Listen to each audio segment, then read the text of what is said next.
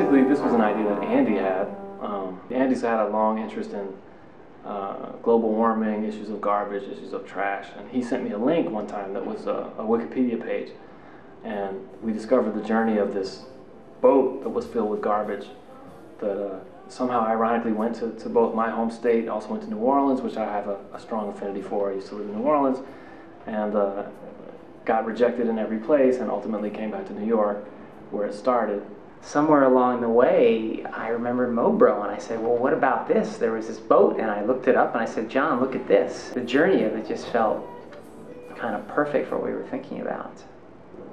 I'm very fortunate to work with these particular vocalists that all have such different strengths. So many foolish years gone by, the errors of my younger days.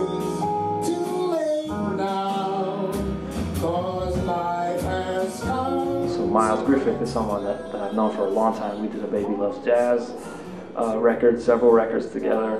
Miles is one of the most sort of exciting. He's always got nicknames for everyone. He's always like willing to go into a very crazy place musically, but also has like this incredible charm, this incredible rhythm, this kind of just kind of amazing capacity to bring people into what he's doing.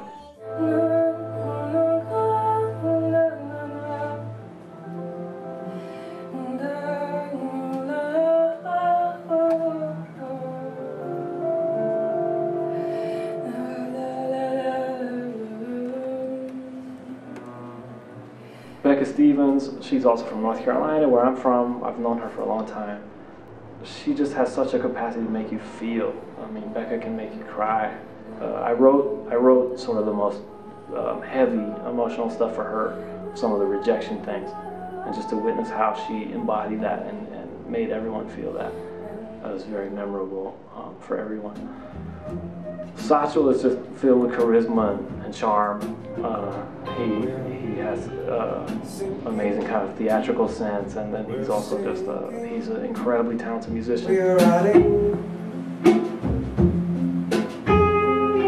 We drift along from part to part.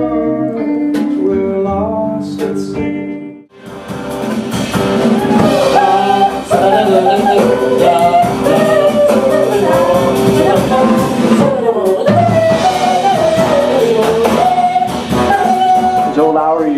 Is someone I had worked with long ago. She has an ability to read very complicated, written out, composed pieces of music to mimic an instrument, and she definitely rises to any challenge. She loves the idea.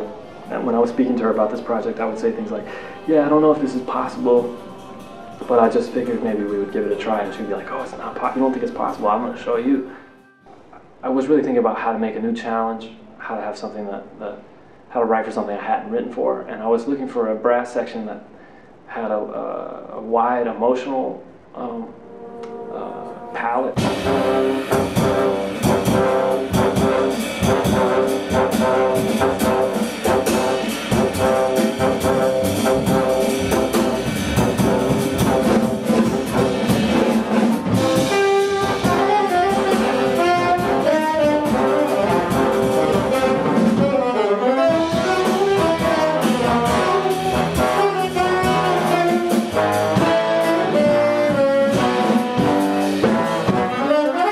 Little by little, I came to the conclusion that I wanted to try something with 2 trombones, French horn, and trumpet.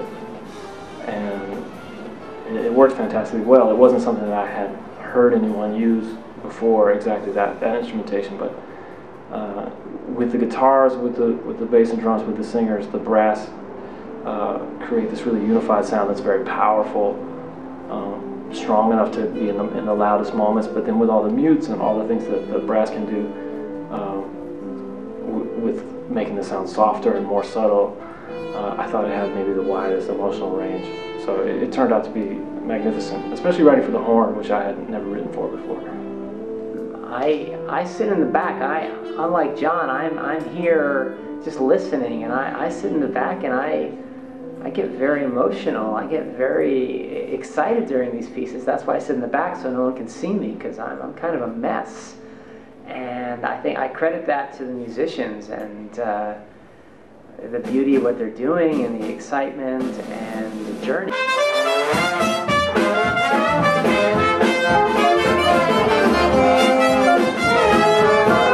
Because I really feel like I take that journey every time I see the piece.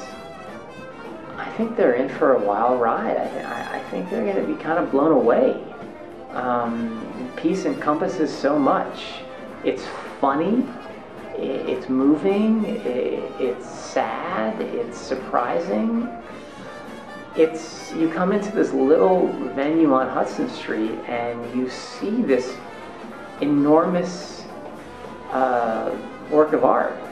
It takes you on a wild journey. It's the longest piece that I've ever done, but it doesn't feel long at all. Every moment seems like it comes in the right place, and all the singers are featured in this kind of magnificent way, and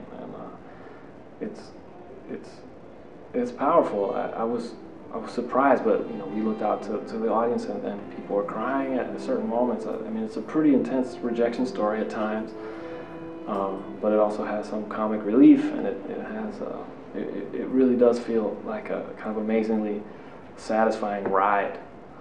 So I feel very confident that the people who see it will feel like they've really witnessed something. They've really been on a little adventure with us.